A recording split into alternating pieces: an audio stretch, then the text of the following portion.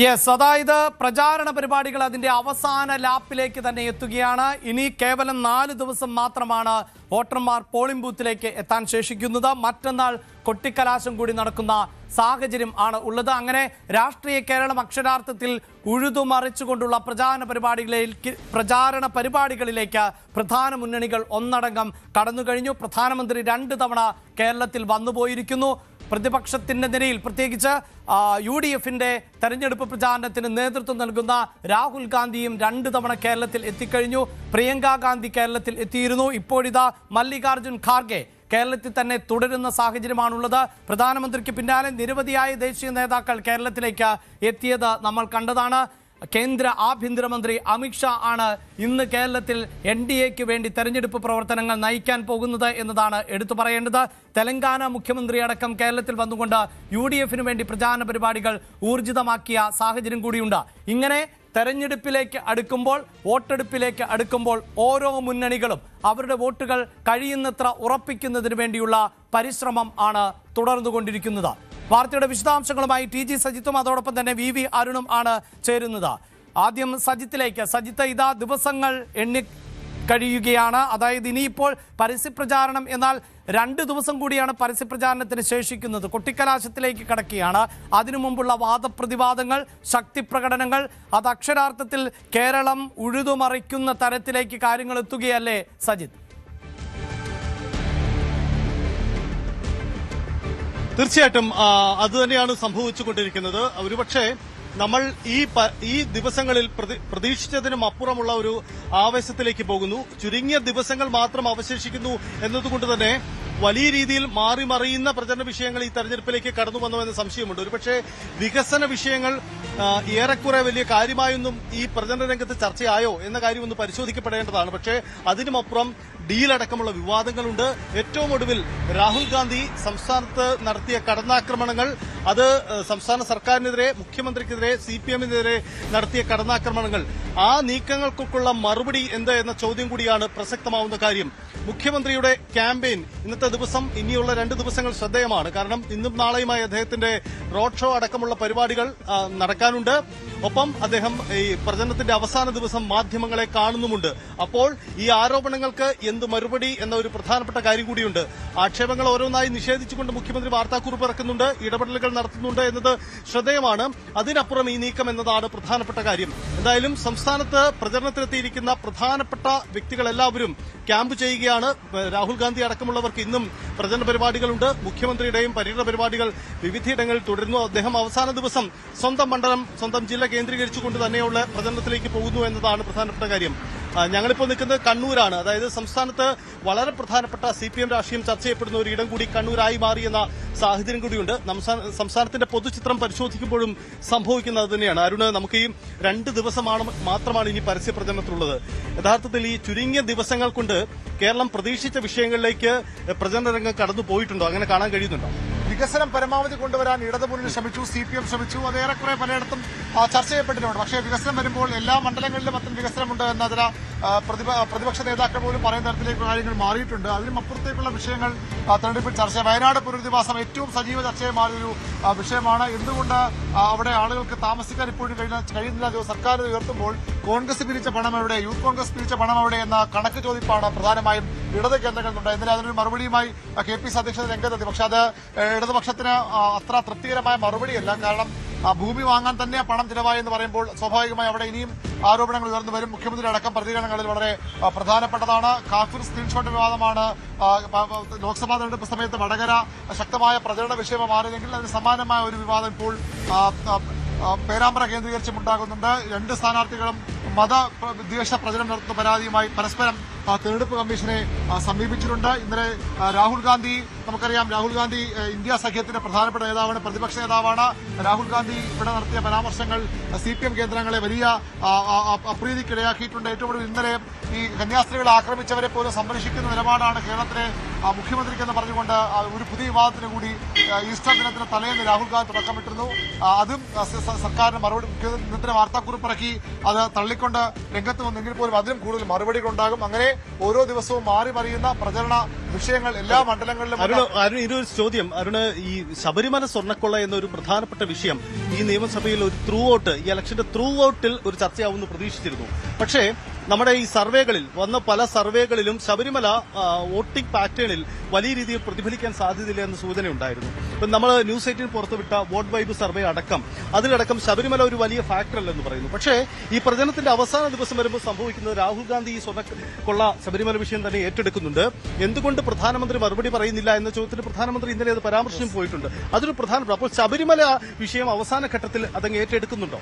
തീർച്ചയായിട്ടും ശബരിമല ആദ്യഘട്ടത്തിൽ കോൺഗ്രസ് വ്യക്തമാക്കിയതാണ്, BJP വ്യക്തമാക്കി ശബരിമല ഉയർത്തിക്കൊണ്ട്. പക്ഷേ മറ്റു പല വിഷയങ്ങൾ വന്നുകൊണ്ടാകും ഒരുപക്ഷെ ശബരിമല ആ രീതിയിൽ ഏശിയിരുന്നില്ല. പക്ഷേ രാഹുൽ ഗാന്ധി വന്ന് പൊറ്റിയെ കയറ്റിയത് ആരപ്പ എന്ന പാട്ട് രണ്ടുപേരും പാട്ട് പാടുകയും മുഖ്യമന്ത്രി അതിന് മറുപടിയുമായി രംഗത്ത് വരും. മുഖ്യമന്ത്രിക്ക് മുതലേ സൈബർ ടീമുകൾ അത് ഏറ്റെടുത്തു. അത് രാഹുൽ ഗാന്ധി ചോദിക്കേണ്ടത് എവിടെയെന്ന തരത്തിലുള്ള പ്രചരണമുണ്ടായി. മുഖ്യമന്ത്രി അതിന് സമാനമായ ഒരു മറുപടിയാണ് തിരുവനന്തപുരത്തെ വാർത്താ സമ്മേളനം നൽകിയത്. വീട്ടിൽ വന്നവർ ആരൊക്കെ അന്വേഷിച്ചാൽ മനസ്സിലാകുന്ന മറുപടി മുഖ്യമന്ത്രി നൽകി. അതോടുകൂടി ശബരിമല വീണ്ടും ഇന്നലെയും ഒക്കെ അത് തന്നെയാണ്. ഈ CPM BJP ഡീലിന്റെ ഭാഗമായാണ് ശബരിമല സ്വർണ്ണക്കൊള്ള പ്രധാനമന്ത്രി പ്രതിപാദിച്ചില്ല എന്ന ഒരു ആരോപണം കോൺഗ്രസ് ഉയർത്തി. പക്ഷേ പ്രധാനമന്ത്രിയുടെ വരവോടുകൂടി അതും മാറുകയാണ്. ഈ CPMന്റെ പ്രതിരോധത്തിൽ ഒരു പിഴവ് പറ്റിയത് MA ബേബിയുടെ വാക്കുകളാണോ എന്നൊരു സംശയമുണ്ടല്ലോ. കാരണം സോണിയാഗാന്ധിക്ക് ഈ പോറ്റിയുമായി ബന്ധമുണ്ട് എന്ന ഒരു തരത്തിൽ കോൺഗ്രസിന്റെ മുതിർന്ന നേതൃത്വത്തെ, ഏറ്റവും പ്രധാന നേതൃത്വത്തെ തന്നെ ഇതിലേക്ക് കൊണ്ടുവരാൻ CPM ശ്രമിച്ചു. പക്ഷേ സോണിയാഗാന്ധിക്ക് പങ്കുണ്ടെന്ന കാര്യം MA ബേബി അംഗീകരിക്കില്ല. അങ്ങനെ ഒരു ആശയക്കുഴപ്പം ഇതിന്റെ പ്രതിരോധത്തിൽ CPMന് ഒരു പിഴവായി മാറുന്നുണ്ടോ? CPM നേതാക്കൾ ആദ്യഘട്ടം മുതൽ പറഞ്ഞത് സോണിയാഗാന്ധിക്ക് പങ്കുണ്ട് എന്നൊരു ആരോപണം ആദ്യം ഉന്നയിക്കുന്നത് BJP കെ സുരേന്ദ്രനാണ്. ഒരു വാർത്താ സമ്മേളനത്തിൽ അദ്ദേഹമാണ് അത് ആദ്യം ഉന്നയിക്കുന്നത്. പക്ഷെ അപ്പോഴും CPM നിലപാട് ആ വിഷയത്തിൽ സോണിയാഗാന്ധിക്ക് സ്വർണ്ണക്കൊള്ളയിൽ പങ്കുണ്ടെന്ന് ഞങ്ങളാരും പറയുന്നില്ല. പക്ഷേ എങ്ങനെ ഇത്രയധികം സുരക്ഷാ സംവിധാനങ്ങളുള്ള കോൺഗ്രസ് നേതാക്കൾക്ക് പോലും കടന്നു ചെല്ലാൻ കഴിയാത്ത കെ കരുണാകരൻ ലീഡറിനെ പോലും അകറ്റി നിർത്തിയിരുന്ന ജൻപതിലേക്ക് എങ്ങനെ ഈ സ്വർണം വിറ്റവരും അല്ലെങ്കിൽ ആ മോഷ്ടിച്ച ആളും ഒരുമിച്ചെത്തി അവർക്കൊപ്പം നേതാക്കൾക്കൊപ്പം എത്തിയ ചോദ്യമാണ് CPM ആദ്യഘട്ടം മുതൽ ഉന്നയിക്കുന്നത്. MAയുടെ പ്രതികരണത്തെ മറ്റൊരു തരത്തിലാണ് CPM എന്നങ്ങൾ പറയുന്നത്. കാരണം നേരിട്ട് സോണിയാഗാന്ധിക്ക് പങ്കുണ്ടെന്ന് ഒരു ഘട്ടത്തിൽ CPM പറഞ്ഞില്ല. പക്ഷേ എങ്ങനെ അവർ അവിടെ എത്തി അതിനെ ഈ അടൂർ പ്രകാശും ആന്റു ആന്റണിയും അടക്കമുള്ള കേരളത്തിലെ നേതാക്കൾ കൂട്ടുനിന്നു. അതാണ് CPMന്റെ ആരോപണം. അതുകൊണ്ടാകാം ഒരുപക്ഷെ MA ബേബി ആ രീതിയിൽ അതിനെ സോണിയാഗാന്ധിക്ക് സ്വർണ്ണക്കൊള്ളയിൽ പങ്കുണ്ടെന്ന് പറഞ്ഞു പോകാത്ത. പക്ഷേ പ്രധാനമന്ത്രി പറയുമ്പോൾ BJP പറയുമ്പോൾ അങ്ങനെയല്ല, സ്വർണ്ണക്കൊള്ളയിൽ പങ്കുള്ളവർ സോണിയാഗാന്ധി ഉൾപ്പെടെ BJP ആരോപണം ഉന്നയിക്കുന്നു. ഈ പ്രചരണത്തിന്റെ തുടക്കത്തിൽ നമുക്കറിയാം കോൺഗ്രസിൽ ഒരു ആശയക്കുഴപ്പവും ഉണ്ടാവില്ല എന്ന് തോന്നൽ ഉണ്ടാക്കിയെങ്കിലും സ്ഥാനാർത്ഥി നിർണയം വലിയ ആശയക്കുഴപ്പവും പ്രശ്നങ്ങളും അവർക്കിടയിൽ ഉണ്ടാക്കി. പക്ഷേ അതൊക്കെ പെട്ടെന്ന് മറികടക്കാൻ UDF ക്യാമ്പിന് കോൺഗ്രസിന് കഴിഞ്ഞു എന്നൊരു തോന്നൽ ഇപ്പോഴുണ്ട്. കാരണം ആശയക്കുഴപ്പം എങ്ങനെയൊക്കെ അവർ പരിഹരിച്ചു. വിമത നീക്കം നടത്തുമെന്ന് കരുതുന്ന K സുധാകരൻ തുടർ നീക്കങ്ങൾ ഒന്നും തയ്യാറായിട്ടില്ല.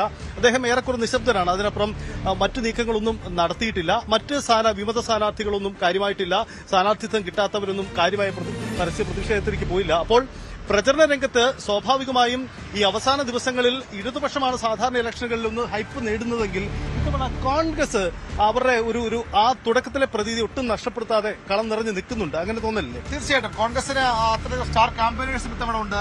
DK ശിവകുമാർ ആയാലും രേവന്ത് റെഡ്ഡി ആയാലും ഇന്ന് KPCCയിലേക്ക് കോൺഗ്രസിന്റെ ദേശീയ വക്താക്കളും അവരുടെ അത്തരം നേതാക്കൾ നിരന്തരം വന്ന് ഇന്നും പ്രധാനപ്പെട്ട വാർത്താസമ്മേളനം നടക്കുന്നുണ്ട്. അങ്ങനെ കോൺഗ്രസ് വലിയൊരു ടീമിനെ അശോക് ഗെഹ്ലോട്ട് വന്നുപോയി. അതായത് സച്ചിൻ പൈലറ്റ് റോഡ് ഷോ നടത്തി, DK ശിവകുമാർ റോഡ് ഷോ കണ്ണൂരുണ്ട്, രേവന്ത് റെഡ്ഡി തിരുവനന്തപുരത്ത് റോഡ് ഷോ നടത്തി. ഏതായാലും അങ്ങനെ പരമാവധി താരപ്രചാരകരെ, മറ്റ് സംസ്ഥാനങ്ങളിലെ നേതാക്കളെ, അവിടെ നിന്നുള്ള മുഖ്യമന്ത്രിമാരെ കൊണ്ട് കോൺഗ്രസ് ശ്രമിച്ചു. കോൺഗ്രസ് ആദ്യഘട്ടത്തിലൊക്കെ തെരഞ്ഞെടുപ്പ് പ്രചരണരംഗത്ത് അവരുടെ അടിതീർത്ത ശേഷമാണ് സ്വാഭാവിക പ്രചരണരംഗത്തേക്ക് ഇറങ്ങുന്നത്. ഇത്തവണ കോൺഗ്രസിന്റെ ഒരു നേതാക്കൾ പറഞ്ഞതനുസരിച്ച് അതായത് സാധാരണ ഉണ്ടാകുന്ന അത്ര പൊട്ടത്തിൽ കോൺഗ്രസ് ഉണ്ടായിട്ടില്ല. K സുധാകരൻ ദിവസം ഉണ്ടാക്കിയ ഡ്രാമയ്ക്ക് അപ്പുറത്തേക്ക് കാര്യമായ പ്രശ്നങ്ങളില്ല. ഈ തളിപ്പറമ്പിലടക്കം വിമതനുണ്ട്, പാർട്ടി വിമത സ്ഥാനാർത്ഥിയുണ്ടെന്നൊക്കെ വസ്തുവാണ്. സ്വയം ജനാർദ്ദനൊക്കെ ഉള്ള മത്സരം. എങ്കിൽ പോലും കോൺഗ്രസിൽ പതിവുണ്ടാകുന്ന ഒരു തർക്കമില്ല. ഘടകകക്ഷികൾ തമ്മിൽ പതിവ് ഒരു ഭിന്നതകളില്ല. വണ്ടൂരൊക്കെ ചില പ്രശ്നങ്ങൾ പറയുന്നത് അപ്പുറത്തേക്ക് കാര്യം പ്രശ്നങ്ങളില്ല. കാരണം കോൺഗ്രസിനാണ് ഏറ്റവും വലിയ ജീവൻ മരണ പോരാട്ടം, UDFനാണ് ജീവൻ മരണ പോരാട്ടം. ചില ആളുകൾ പറയുന്ന നേതാക്കൾ തമ്മിൽ വലിയ തർക്കം ഉണ്ടെങ്കിൽ പോലും ആര് മുഖ്യമന്ത്രിയുടെ തർക്കം താഴേക്ക് അത്തരം ഒരു പ്രശ്നം കോൺഗ്രസിൽ പൊതുവില്ല. ഈ CPM ക്യാമ്പിന് അല്ലെങ്കിൽ LDF ക്യാമ്പിന്റെ ഏറ്റവും വലിയ വെല്ലുവിളി അവർക്കൊരു സ്റ്റാർ ക്യാമ്പയിനറായി മുഖ്യമന്ത്രി മാത്രമേ ഉള്ളൂ. അതൊരു വലിയ പ്രതിസന്ധിയാണ്. മറ്റ് കഴിഞ്ഞ നമുക്ക് കേരളത്തിന്റെ ചിത്രം തന്നെ നോക്കുമ്പോൾ കോടിയേരി ബാലകൃഷ്ണനും VS ഒക്കെ ഉണ്ടായിരുന്നു ക്യാമ്പയിൻ നയിക്കാൻ എന്ന കാലഘട്ടത്തിൽ നിന്ന് ഇത്തവണ പിണറായി മാത്രമേ ഉള്ളൂ എന്നൊരു അവസ്ഥയുണ്ട്. ദേശീയ നേതാക്കൾക്ക് മറ്റാർക്കും ആ തരത്തിലുള്ളൊരു മാസ് ഓഡിയൻസ് ഇല്ല. തീർച്ചയായിട്ടും Sitaram Yechury CPM general secretary ആയിരിക്കുമ്പോൾ അതിന് മുമ്പൊക്കെ കേരളത്തിൽ ആ രീതിയിൽ ജനങ്ങളെ ആകർഷിക്കുന്ന നേതാവ് ഒരു പരിധിവരെയെങ്കിലും എല്ലാ സ്ഥലങ്ങളിലും അങ്ങനെ ഉണ്ടായിരുന്നു. പക്ഷേ അതെങ്കിൽ പോലും അങ്ങനെ നേതാവ് ഉണ്ടായിരുന്നു. VS അച്യുതാനന്ദൻ കഴിഞ്ഞെടുപ്പിൽ എല്ലാവരും മുമ്പ് അദ്ദേഹം ഉണ്ടായിരുന്നു. കോടിയേരി ബാലകൃഷ്ണൻ എന്ന ഒരിക്കലും മറക്കാൻ കഴിയാത്ത ഒരു നേതാവിന്റെ സാന്നിധ്യം ഉണ്ടായിരുന്നു. തന്ത്രങ്ങൾ എടുക്കാനായാലും മറുപടി പറയാനാണെങ്കിലൊക്കെ കോടിയേരി ഉണ്ടായിരുന്നു. ഇത്തവണ അത്തരം നേതാക്കൾ ആരുമില്ല. പിണറായി ഒറ്റ നേതാവിൽ ഒതുങ്ങുന്നു CPM അത് ഇടതുമുന്നണി തന്നെ പ്രചരണം. അദ്ദേഹം 12 ജില്ലകളിലാണ്, അദ്ദേഹത്തിന് 80 വയസ്സ് പിന്നിടുന്നു. വീണ്ടും മുഖ്യമന്ത്രി സ്ഥാനാർത്ഥിയൊക്കെ ആണെങ്കിൽ പോലും അദ്ദേഹം 12 ജില്ലകളിലാണ്. കാസർഗോഡ് ഇപ്പോൾ സമയം കിട്ടിയില്ല. ഇടുക്കിയിലേക്ക്, വയനാട്ടിലേക്ക് അദ്ദേഹം പോയിട്ടുണ്ട്. ബാക്കി 12 ജില്ലകളിൽ അദ്ദേഹം യോഗങ്ങളിൽ പങ്കെടുക്കുന്നു. ഇതിനെ 13 നമ്മൾ നേരിട്ട് കണ്ടതാണ്. ഉച്ചയ്ക്ക് ശേഷം 6 പ്രചരണ പരിപാടികളിലാണ്. കോർണർ മീറ്റിംഗുകൾ വരുമ്പോൾ ഒരു 100-300 ആളുകൾ കൂടുതൽ, മിനിമം അത്രയും 500 ആളുകളെ കൊണ്ടു തോന്നുന്നു വൈദ്യുതി നമ്മൾ കണ്ട പരിപാടികൾ. ഈ ആ മുഴപ്പാലയിലെ ഇന്നലത്തെ പ്രചരണ പരിപാടിയുടെ അവസാനം കണ്ട ഒരു കാഴ്ച, ഒരു പക്ഷേ സംസ്ഥാനത്തിന്റെ മറ്റ് ജില്ലകളിലുള്ള CPM ഓഡിയൻസിന് അല്ലെങ്കിൽ പൊതുവിൽ രാഷ്ട്രീയം വീക്ഷിക്കുന്നവർ കാണുന്നതിലും വ്യത്യസ്തമായ ഒരു കാഴ്ചയാണ്. കാരണം അദ്ദേഹം പറയുകയാണ്, എനിക്ക് ചില പരിമിതികളുണ്ട്, എനിക്ക് സംസ്ഥാനം മൊത്തം ഓടിയെത്തണം, അതിനിടയിൽ എനിക്ക് എന്റെ സ്വന്തം മണ്ഡലത്തിൽ വരുമ്പോൾ ഒരു പരിമിതിയാണ്, നിങ്ങളത് മനസ്സിലാക്കുമല്ലോ, നിങ്ങൾ എന്റെ ചിഹ്നത്തിൽ വോട്ട് ചെയ്യണം. അദ്ദേഹം ഒരു വ്യത്യസ്ത സ്വഭാവത്തിൽ പറയുന്നു. അതിനിടയിലാണ് നമ്മൾ മുമ്പ് പ്രേക്ഷകരെ കേൾപ്പിച്ച അദ്ദേഹത്തിന്റെ ആ ഒരു വാക്കുകൾ. അതായത് ആർക്കും സംശയം വേണ്ട, ഇത്തവണ നമ്മൾ വിജയിക്കുക തന്നെ ചെയ്യും എന്ന് പറയുന്നു. അതായത് മുഖ്യമന്ത്രി അവസാന നിമിഷം ഒരു കോൺഫിഡൻസ് പങ്കുവെക്കലാണോ അത്? തീർച്ചയായിട്ടും. കാരണം പലയിടങ്ങളിലും സർവേകളിലും ഒക്കെ സമഗ്രാധിപത്യമൊന്നും ഇടതുമുന്നണിക്ക് പ്രതീക്ഷിക്കപ്പെടുന്നില്ല. എന്നാൽ തൂത്തെറിയപ്പെടുന്ന സർവേകളും ഇതുവരെ ആ രീതിയിൽ വന്നിട്ടില്ല. അപ്പോഴും അണികൾക്ക് ആശങ്കയുണ്ട്. കാരണം പാർട്ടിക്കുള്ള പ്രശ്നം കൊണ്ട്, കണ്ണൂർ പ്രശ്നം കൊണ്ട്, ആലപ്പുഴ, പാർട്ടിയുടെ ഏറ്റവും പ്രധാനപ്പെട്ട ജില്ലകൾ, കൊല്ലത്ത് ഒരു പക്ഷേ തിരിച്ചടി എഴുതുന്നുണ്ട്. കോഴിക്കോട് കഴിഞ്ഞ കുറേ കാലങ്ങളായി CPMന്റെ കോട്ടയം അറിയപ്പെടുന്നു. കോൺഗ്രസ് ഒരു സീറ്റ് പോലും നൽകാത്ത കോഴിക്കോട് ഇത്തവണ തിരിച്ചടി ഉണ്ടാകും പറയുന്നുണ്ട്. അങ്ങനെയൊക്കെ വരുമ്പോൾ സ്വാഭാവികം അണികൾക്കൊരു ആശങ്ക ഉണ്ടാകും. ഇത്തവണ തിരിച്ചു പ്രവർത്തിക്കാൻ കഴിയില്ല. അരുൺ, അത് ഒരുപക്ഷെ നമുക്ക് അല്പം വിശദമായി തന്നെ പ്രേക്ഷകരായി പങ്കുവെക്കാം. അതായത് ഇതുവരെ പുറത്തു വരുന്ന സർവേകളിൽ CPM അല്ലെങ്കിൽ LDF ക്യാമ്പ് രഹസ്യമായെങ്കിലും സംഭവിക്കുന്ന ഒരു കാര്യമുണ്ട്, ഭരണവിരുദ്ധ വികാരമുണ്ട്. അതിന്റെ ഒരു പ്രതിഫലനം ഈ തെരഞ്ഞെടുപ്പിൽ ഉണ്ടാവും. അപ്പോൾ അതിന്റെ ഒരു തീവ്രത പരമാവധി കുറച്ച് ഭരണത്തിൽ വരിക, അതായത് നാരോ എഡ്ജിൽ ഭരണത്തിലെത്താം, അതാണോ CPMന്റെ ലാസ്റ്റ് കാൽക്കുലേഷൻ? അങ്ങനെയെങ്കിൽ അത് ഏതൊക്കെ ജില്ലയാണ് അവർ പ്രതീക്ഷ വയ്ക്കുന്നത്? സഹിത ഒരു ഔദ്യോഗിക കണക്കെന്ന് പറയാൻ കഴിയും. നേതാക്കളുമായി സംസാരിക്കുമ്പോഴൊക്കെ 98 സീറ്റ് എന്നുള്ള കണക്കുണ്ട്. അതിൽ നിന്ന് എങ്ങനെ കുറഞ്ഞാലും ഒരു 74-75 സീറ്റ് CPM ഉറപ്പിക്കുന്നുണ്ട്. 24-25 സീറ്റ് കുറയാൻ സാധ്യതയുണ്ട്. തീരെ കുറഞ്ഞാലും 71-72 അത് CPM ഇപ്പോൾ ഉറപ്പിക്കുന്നുണ്ട്. അവിടെ പ്രശ്നങ്ങൾ വരാൻ പോകുന്നത് ഒരുപക്ഷെ ഈ ന്യൂനപക്ഷങ്ങൾ അകന്നുവെന്ന ധാരണ പൊതുവിലുള്ളതുകൊണ്ട് തന്നെ മലപ്പുറത്ത് ഒരു ക്ലീൻ സീറ്റിലേക്ക് കോൺഗ്രസ് പോയേക്കും. പൊന്നാനിയൊക്കെ ഒരു വ്യത്യസ്തമാണ്. ജില്ലയിൽ മത്സരിക്കുന്ന തവന്നൂർ ഒരു വ്യത്യസ്ത സാഹചര്യമാണ്. എങ്കിൽ പോലും അവിടെ ഒരു വലിയൊരു ലീഡ് മെജോറിറ്റി UDF പ്രതീക്ഷിക്കുന്നു. എറണാകുളത്ത് പി രാജീവിന്റെ കളമശ്ശേരിയും വിജയപ്രതീക്ഷ ഇപ്പോൾ CPMനുണ്ട്. അതുപോലെ വൈപ്പിരിൽ സ്ഥാനാർത്ഥിയെ മാറ്റിയ ഒരു പ്രശ്നങ്ങളുണ്ട്. വൈപ്പിലും തൃപ്പൂണിത്തുറയുമായി അവിടെ ഒരു പക്ഷേ ആ സീറ്റ് നഷ്ടപ്പെടുന്നുണ്ട്. കൊച്ചി വളരെ ശക്തമായ, അതായത് കഴിഞ്ഞ തവണ വലിയ മെജോറിറ്റിയിൽ ജയിച്ചയിടത്ത് ഭൂരിപക്ഷം കുറഞ്ഞാലും അവിടങ്ങളൊക്കെ ജയിച്ചേക്കാം, അങ്ങനെ ഒരു കണക്കുണ്ട്. അങ്ങനെ ഒരു കണക്കുണ്ട്. പക്ഷെ അവിടെ കോഴിക്കോട് ജില്ലയാണ് CPMന് അക്ഷരാർത്ഥത്തിൽ ഞെട്ടലുണ്ടാക്കുന്ന, ആദ്യം ഉണ്ടാക്കുന്ന ഒരു ജില്ല. കോഴിക്കോട് എഴത്തൂരിൽ CPMന്റെ ഇടതുമുന്നണി ശക്തമായ കോട്ടയാണ്. CPM സ്ഥാനത്ത് വലിയ ദൂരശീലം സീറ്റാണ്. പക്ഷേ അവിടെ ശശിധരൻ മത്സരിക്കുമ്പോൾ ഒരു ആശങ്ക പ്രവർത്തകർക്ക് പൊതുവിലുണ്ട്. അത് അദ്ദേഹം വരുന്നതൊക്കെയാണ് CPM നേതാക്കൾ പറയുന്നത്. നാദാപുരത്ത് സ്ഥാനാർത്ഥി വളരെ യുവാവായ ഈ സമരരംഗത്ത് ഇറങ്ങി നിന്ന അഭിജിത്തിനെയാണ് അവിടെ മത്സരിക്കുന്നത്. അവിടെ CPMയുടെ സ്ഥാനാർത്ഥി എത്ര പോരാന്നൊരു വികാരമുണ്ട്. പേരാമ്പ്രയിൽ കടുത്ത മത്സരം CPMന്റെ കേന്ദ്ര കമ്മിറ്റി അംഗം ഇടതുമുന്നണി കൺവീനർ നേരിടുന്നു. അങ്ങനെ കോഴിക്കോട് സൗത്തിൽ ഒരുപക്ഷെ തിരിച്ചടി ഉണ്ടായേക്കാവുന്ന കണക്കാണ്. അങ്ങനെ കോഴിക്കോട് ജില്ലയിൽ ഒരു 4-5 സീറ്റുകൾ നഷ്ടപ്പെട്ടാൽ CPM വലിയ തിരിച്ചടിയാണ്. കൊല്ലത്ത് സമാനമായ പ്രശ്നമുണ്ട്. കൊല്ലത്ത് എപ്പോഴും ജയിക്കുന്ന സീറ്റുകൾ പോലും വലിയ ആടി ഉരയുന്ന ഒരു സാഹചര്യം ഇപ്പോഴുണ്ട്. അത്ര ടൈറ്റ് മത്സരത്തിലേക്ക് പോകുന്നു. ആലപ്പുഴ സുധാകർ ഉണ്ടാക്കുന്ന വെല്ലുവിളി അത് ചെറുതല്ല.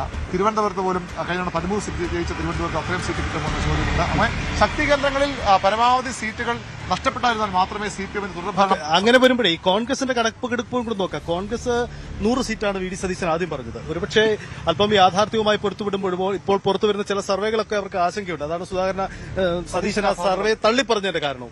അപ്പം CPM ശക്തി കേന്ദ്രങ്ങളിൽ വരുന്ന ഒരു വലിയ നഷ്ടം, അത് കോൺഗ്രസ് ഇത്തവണ പ്രതീക്ഷ വയ്ക്കുന്ന ഒരു പ്രധാന ഘടകം അത് തന്നെയാണ്. തെക്കൻ കേരളം കഴിഞ്ഞ കുറെ നാളുകളായി കോൺഗ്രസിനെ കൈവിടുന്ന ഒരു സാഹചര്യമുണ്ട്. പക്ഷെ ഇത്തവണ അതുകൊണ്ട് തന്നെ കോൺഗ്രസ് വടക്കൻ കേരളത്തിൽ, മലബാറിൽ വലിയ പ്രതീക്ഷയാണ്. അവർ ഒരു കണക്ക് നേതാക്കളൊക്കെ പറയുന്നത് കാസർഗോഡ് തുടങ്ങി മഞ്ചേശ്വരത്ത് തുടങ്ങി എറണാകുളം ജില്ല പൂർത്തിയാകുമ്പോൾ ജയിക്കാൻ ആവശ്യമായ സീറ്റുകൾ ലഭിച്ചിരിക്കുന്നു. തെക്കൻ കേരളങ്ങൾ കണക്ക് കൂട്ടുന്നില്ല എന്ന് പറഞ്ഞു. പക്ഷേ അവിടെ കോട്ടയത്ത് തവണ സ്ഥിതി മാറുമെന്ന് പ്രതീക്ഷിക്കുന്നു. ആലപ്പുഴ അനുകൂല സാഹചര്യം ഉണ്ടാകുന്നു. കൊല്ലത്ത് അവർ സ്ഥിതി പ്രതീക്ഷിച്ചു. അങ്ങനെയെങ്കിലും വന്നാൽ ഒരുപക്ഷെ ഒരു വലിയ ഭൂരിപക്ഷത്തിൽ കോൺഗ്രസ് പോകും. ഏതായാലും ഭരണം ഉറപ്പെന്ന് കോൺഗ്രസ് ഉറപ്പിക്കുന്നു. ചെറിയൊരു മാർജിനെങ്കിലും ഭരണത്തിലേക്ക് വരുമെന്നും സംശയമില്ല. മുഖ്യമന്ത്രിയുടെ വാക്കുകൾ അത് തന്നെയാണ് അണികൾക്ക് നൽകുന്നത്. ഈ BJP ക്യാമ്പ് ആദ്യം പ്രതീക്ഷ വെച്ച ലൈനിലേക്ക് അവർക്ക് ഇപ്പോൾ അത്ര കോൺഫിഡൻസ് ഇല്ല എന്ന് പങ്കുവെക്കാം. നമുക്ക് BJPയുടെ പ്രതീക്ഷ, കാരണം ഇത്തവണ 5-ലധികം സീറ്റുകളിൽ അക്കൌണ്ട് തുറക്കലാണ് അവർ പ്രതീക്ഷിച്ചത് നിയമത്തിന് പുറമെ. പക്ഷേ ആ യാഥാർത്ഥ്യത്തിലേക്ക് വരുമ്പോൾ അത് അത്ര കണ്ട് ശുഭകരമല്ല BJPയുടെ സാഹചര്യം എന്ന ഒരു കണക്ക് കൂടിയുണ്ടല്ലോ. ഉദാഹരണം മഞ്ചേശ്വരം, നേമം, പാലക്കാട് അല്ലെങ്കിൽ തിരുവനന്തപുരം ജില്ലയിലെ മറ്റൊരു മണ്ഡലം, ഇതിനപ്പുറമുള്ള വലിയ പ്രതീക്ഷ വെക്കാവുന്ന സാഹചര്യത്തിലേക്ക് NDA ക്യാമ്പും ലാസ്റ്റ് ലൈനിൽ എത്തിയിട്ടില്ല. കാരണം ഈ ആശയക്കുഴപ്പമുണ്ടായത് സ്ഥാനാർത്ഥി നിർണയത്തിന്റെ ആ പിഴവുകൾ ഇപ്പോഴും BJPയിൽ അവശേഷിക്കുന്നു. ഈ എതിരാളികൾ, അതായത് ഇടത് വലത് മുന്നണികൾ യോജിച്ചാൽ BJPക്ക് മറികടക്കാൻ കഴിയാത്ത സാഹചര്യം പലയിടങ്ങളിലുണ്ട്. പക്ഷേ വട്ടിയൂർക്കാവിൽ അവർക്ക് രാഷ്ട്രീയ വോട്ടുകൾ കൊണ്ട് മാത്രം ജയിച്ചു വരാം. പക്ഷേ അവിടെയും ന്യൂനപക്ഷ വോട്ടുകൾ പ്രധാനമാണ്. കോൺഗ്രസ് സ്ഥാനാർത്ഥി പിടിക്കുന്ന, UDF സ്ഥാനാർത്ഥി ശബരിനാഥൻ പിടിക്കുന്ന വോട്ടുകൾ നിർണായകമാണ്. കഴിഞ്ഞ തവണ നമ്മൾ കണ്ടതാണ്. 36,000 വോട്ടുകൾ മുരളീധരൻ പിടിച്ചപ്പോൾ ശിവൻകുട്ടി ജയിച്ച. CPM-കാർ പറയുന്നത് മുരളീധരൻ അത്ര വോട്ട് പിടിച്ചില്ല, കുറച്ചാൾ പിടിച്ചില്ലെങ്കിൽ ശിവൻകുട്ടി ഭൂരിപക്ഷം കൂടുമായിരുന്നു. എങ്കിൽ പോലും അവിടെ വളരെ നിർണായകമാണ്. CPM-ഉം കോൺഗ്രസും പിടിക്കുന്ന വോട്ടുകൾ കൂടി ആശ്രയിച്ച് വേണം അവിടെ സ്ഥാനാർത്ഥിക്ക് ജയിക്കാൻ. കഴക്കൂട് ഒരു ശക്തമായ മത്സരമുണ്ട്. അവിടെ കടകംപള്ളി സുരേന്ദ്രന്റെ ഒരുപക്ഷെ ജനകീയതയും അദ്ദേഹത്തിന്റെ തന്ത്രങ്ങളും ഒക്കെ ഒരുപക്ഷെ തുണയാവുന്ന അവസരഘട്ടത്തിലും CPM വലിയ പ്രതീക്ഷ വയ്ക്കുന്നുണ്ട്. അതുപോലെയാണ് മറ്റു മണ്ഡലങ്ങൾ. മഞ്ചേശ്വരത്തെത്തുമ്പോൾ CPM വോട്ടുകൾ LDF വോട്ടുകൾ കൂടി ലഭിച്ചാൽ അവിടെ UDF ജയിച്ചു വരുന്ന സാഹചര്യം ഉണ്ടാകും. ചാത്തന്നൂർ പക്ഷേ BJPക്ക് ഒരു അപ്രതീക്ഷിത വിജയം ഉണ്ടാകുമെന്ന് എപ്പോഴും കരുതുന്ന മണ്ഡലമാണ്. 2 തവണ രണ്ടാമത് വന്ന മണ്ഡലം ചാത്തന്നൂർ ജയിച്ചേക്കാം.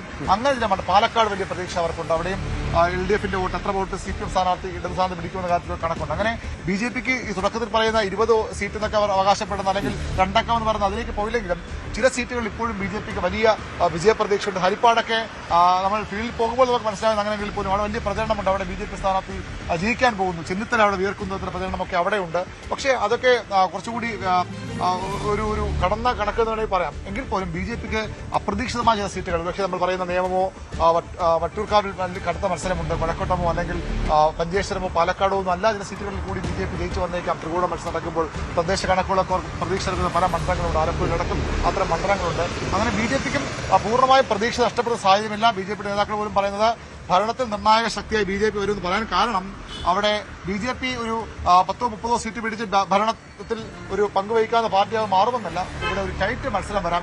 ഏറ്റവും UDF തമ്മിൽ ടൈറ്റ് മത്സരം വരാം. അവിടെ BJP പിടിക്കുന്ന 2 5 അത് ഒരു ഡിസൈഡിംഗ് ഫാക്ടറായി മാറും എന്നുള്ള പ്രതീക്ഷയാകാം ഒരുപക്ഷെ BJPക്ക്.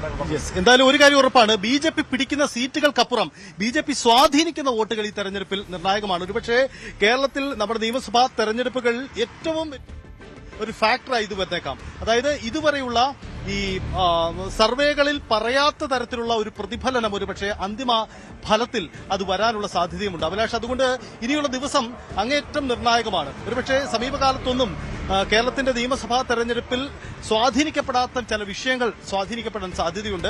അതിലൊന്ന് ഈ BJP ഫാക്ടറാണ്. നമ്മൾ BJP എത്ര സീറ്റിൽ ജയിക്കുന്നു തോക്കുന്നു എന്ന കണക്കെടുക്കുന്നതിനപ്പുറം BJP സ്വാധീനിക്കപ്പെടുന്ന വോട്ടുകൾ, അവരുടെ വോട്ട് ശതമാനത്തിൽ വലിയ വർധനമുണ്ടാകുമെന്ന കാര്യത്തിൽ ഒരു തർക്കവുമില്ല. അതെല്ലാ സർവേകളും ഏറെക്കുറെ ശരിവെക്കുന്നതുമുണ്ട്. അപ്പോൾ ആ സ്വാധീനിക്കപ്പെടുന്ന വോട്ടുകൾ ആരുടെ നഷ്ടം എന്ന ചോദ്യം, അതിനുള്ള ഉത്തരം ഒരു വലിയ സസ്പെൻസായി ഇപ്പോഴും തുടരും.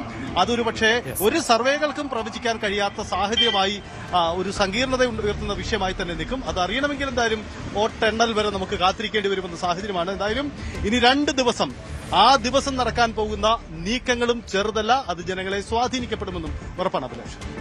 തീർച്ചയായും അതാണ് അരുണും അതോടൊപ്പം തന്നെ സജിത്തും സൂചിപ്പിക്കുന്ന പോലെ സർവേകൾക്കൊക്കെ അപ്പുറം സർവേകളെ സംബന്ധിച്ചിടത്തോളം ഇപ്പോഴും പ്രേക്ഷകരോട് ആവർത്തിച്ച് പറയേണ്ടത് അതിലെടുക്കുന്ന സാമ്പിളുകളുടെ എണ്ണം എന്നത് അത്രമേൽ കുറവാണ് എന്നതാണ്. അതായത് 2 കോടിയിലധികം വോട്ടർമാർ ഉള്ള ഒരു സംസ്ഥാനത്ത് അതിൻ്റെ ഒരു 0.0% പോലും എടുക്കാൻ സർവേകളിൽ സാധിക്കാറില്ല. പക്ഷേ ഒരു പൊതുചിത്രം എന്ന നിലയിൽ നമ്മൾ അതിനെ കാണുമ്പോൾ പോലും സജിത്ത് സൂചിപ്പിക്കുന്ന പോലെ തന്നെ ഈ തെരഞ്ഞെടുപ്പിൽ അതായത് ഇടതു വലതു മുന്നണികൾ തന്നെയാണ് ഇത്തവണയും നേരിട്ട് പോരാടുന്നത്. ചില മണ്ഡലങ്ങളിൽ എങ്കിലും ശക്തമായ ത്രികോണ മത്സരം മുന്നോട്ട് വയ്ക്കുന്നുണ്ട്. അവിടെ നിയമത്തിനപ്പുറത്ത് എത്ര സീറ്റുകളിൽ വിജയിക്കാൻ ഈ തവണ BJPക്ക് സാധിക്കും, BJP ആരുടെ വോട്ടുകളായിരിക്കും സമാഹരിക്കുക, ഇതൊക്കെയാണ് ഇലക്ഷൻ ഇക്വേഷനുകളെ മാറ്റിമറിക്കാൻ പോകുന്നത് എന്നതാണ് എടുത്തു പറയേണ്ടത്. ഒപ്പം ഈ 2006 മുതലുള്ള കണക്കുകൾ പരിശോധിക്കുമ്പോൾ പലപ്പോഴും ഇടതുമുന്നണിക്ക് അങ്ങനെ വലിയ തകർച്ചയുണ്ടായിട്ടില്ല എന്നതാണ് അവരുടെ ആത്മവിശ്വാസം. ഒപ്പം MLA മാർക്ക് ഇടതുമുന്നണിയുടെയും ഒപ്പം വലതുമുന്നണികളുടെയും MLA-മാരുടെ പ്രകടനം വിലയിരുത്തുമ്പോൾ ഒരു സർവേയിൽ പോലും MLA-മാരുടേത് മോശം പ്രകടനമാണ് എന്ന് ആരും പറയുന്നില്ല എന്നതൊക്കെയാണ് ആകെ ആശയക്കുഴപ്പത്തിലേക്ക് ഈ മുന്നണികളെ എത്തിക്കുന്നത്. ഇനിയിപ്പോൾ കലാശപ്പോരിലേക്ക് അല്ലെങ്കിൽ കലാശക്കൊട്ടിലേക്ക് മുന്നണികൾ കടക്കുകയാണ്. അതിനു മുമ്പ് കഴിയുന്നത്ര വോട്ടുറപ്പിക്കാനാണ് മുന്നണികളുടെ ഊർജിതമായ ശ്രമം. നമുക്ക് തെരഞ്ഞെടുപ്പ് വാർത്തകളിലേക്ക് തന്നെ തിരികെ എത്താം. ഇടവേള. കൂടുതൽ വാർത്തകൾക്ക് News 18 Keralam YouTube channel subscribe ചെയ്യുക.